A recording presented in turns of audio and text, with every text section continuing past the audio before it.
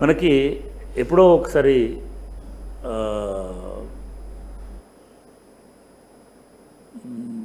1805-1811 ఆ టైంలో ఒక బ్రిటిష్ వేల్స్ మహారాజు ఇక్కడికి వచ్చినప్పుడు ఆ సందర్భమో ఆ కోఇన్సిడెంటో ఆయనను అడిగో ఆయన కోసమో ఆయన కీర్తించడం కోసమో తెలియదు, అది వివాదమే. కానీ జనగణ మన అధినాయక జయహే భారత భాగ్య విధాత పంజాబ్ సింధు గుజరాత్ మహారాటే అని వీళ్ళందరూ ఏం చేసినారు, తావే దవజయగా నీ విజయగాథలనే పాడతాము, తవ శుభ ఆశీస్సమాగే నీ ఆశీస్సులను కోరుకుంటాము అని ఒక రాజును ప్రణమిల్లి మోకరిల్లినట్టుగా ఒక పాట రాసినారు.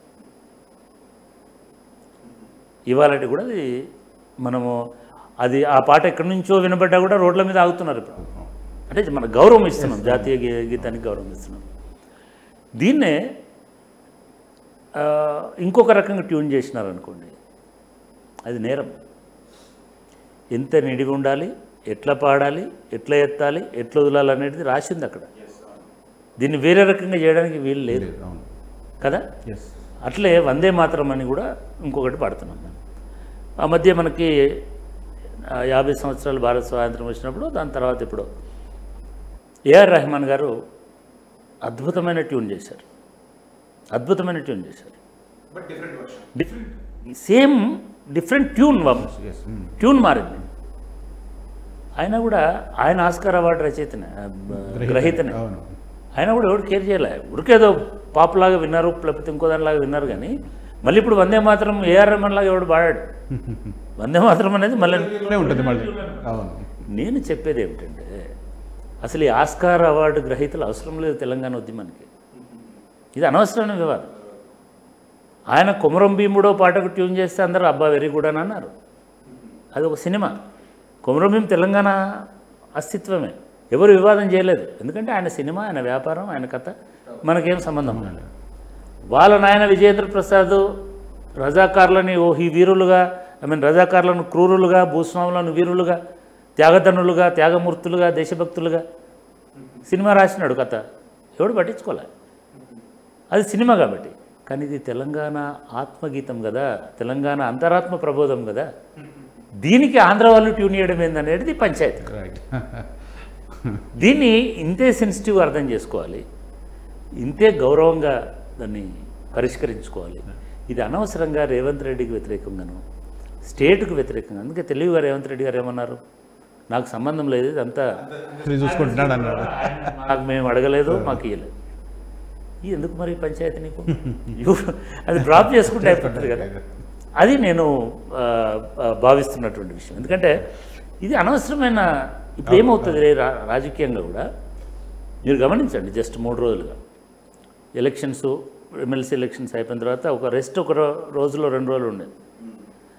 ఇవాళ బీఆర్ఎస్ అనేది ఎంత యాక్టివ్ అయిపోయిందని అంటే, పొలిటికల్గా రేవంత్ రెడ్డికి ఇది డిసడ్వాంటేజ్ అవుతుంది.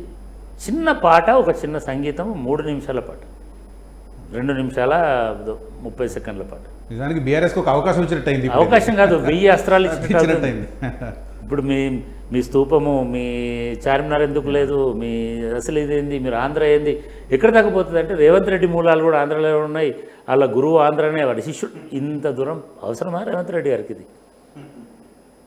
ఇది వీటి వల్ల కాదు మీకు కీర్తి, గౌరవము మీతో వచ్చింది. మీ పరిపాలనలో ఉండేటువంటి పరిపక్వతతోటి ఏదైనా వస్తుంది తప్ప ఇవన్నీ చిల్లర పంచాయతీలో నేను దీని అంశాలను చూస్తే ఇంకొకటి కనిపిస్తుంది.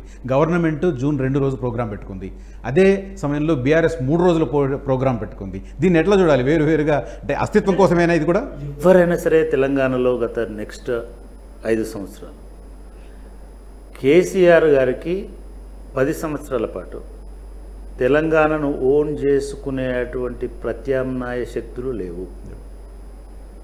అంతే ధీటుగా కోదండరాం రాజకీయ పార్టీ పెట్టినప్పటికీ కూడా ఆయన నిలబడలేకపోయినాడు, నిలబడి ఇట్లా పోటీగా ఏం చేయలేకపోయినాడు. కాంగ్రెస్ పార్టీ కూడా గత 10 సంవత్సరాల నుంచి ఎన్నడూ కూడా వాళ్ళ గాంధీ భవన్లో కానీ లేదా ఇంకో చోట కానీ ఇట్లా పోటీగా మేము ఇవాళ అధికారంలోకి వచ్చిన తర్వాత అది రేవంత్ రెడ్డి ఇప్పుడు తను పునఃస్థాపితం కావాలి కాబట్టి ఆయన ఇది కావాలి కాబట్టి ఇప్పుడు అన్నిటి చెప్తున్నాడు. సోనియా గాంధీ ఇంకోటి చూపించుకోవాలి తన స్టాంప్. ఎగ్జాక్ట్లీ. తెలంగాణ పాలకులు ఎవరైనా సరే తెలంగాణ బాటలోనే నడవాలి తప్ప వేరే బాటలు నడవడానికి అవకాశం లేదు. ఇప్పటి వరకు బీఆర్ఎస్ ఆ బాటలో నడిచింది, పోటీనే లేదు వాళ్ళకి. ఇవాళ కొత్త పార్టీ అధికారంలోకి వచ్చి మళ్ళీ అదే బాటలు నడుస్తుంది కాబట్టి పోటీ వస్తుంది. నేను అనుకుంటున్నాను బీఆర్ఎస్ కూడా వాళ్ళ పార్టీ బీఆర్ఎస్ కొంతమంది విశ్లేషిస్తున్నారు, వాళ్ళకి ఎక్కడ అర్హత ఉంది, వాళ్ళకి ఎక్కడ హక్కు ఉంది, వాళ్ళు టీఆర్ఎస్ని బీఆర్ఎస్ చేసినారు కానీ మళ్ళీ వాళ్ళ చార్మినార్ కాడికి పోయింది ఎవడు, మళ్ళీ వాళ్ళ మన ఏంది కాకతీయ తోరణం కాడ పోయి ధర్నా చేసింది ఎవరు, రేపు తెలంగాణ అవసరాలకు నిలబడేటిది ఎవరు? బీజేపీ కాదు, ఖచ్చితంగా బీఆర్ఎస్. బీఆర్ఎస్కి ప్రేముండే చేస్తుందని కూడా నేను అనట్లేదు, వాళ్ళు రేపు అధికారంలోకి రావాలి. మనం తెలంగాణ ఆకాంక్షని అవపోసన బట్టినోడే అధికారంలోకి వస్తాడు. కాబట్టే తెలంగాణ ఆకాంక్షని అవపోసన బట్టాలని ఇటు రేవంత్ రెడ్డి చూస్తున్నాడు, దాన్ని కాపాడుకోవాలని ఇది పూర్తిగా రాజకీయ పరమైనటువంటి ఘర్షణ, అంతే తప్ప దీనివల్ల ప్రజలు అందరూ ఆ పాటలో చెప్పినట్టు సుఖశాంతుల తెలంగాణ సుభిక్షమైపోవాలన్నట్టే కాదు, ఇది ఒక ఆకాంక్ష మాత్రమే, ఒక కాంక్ష గీతం. అసలైన తొలి వెలుగు. ఫాలో వాట్సాప్ @తొలి వెలుగు official.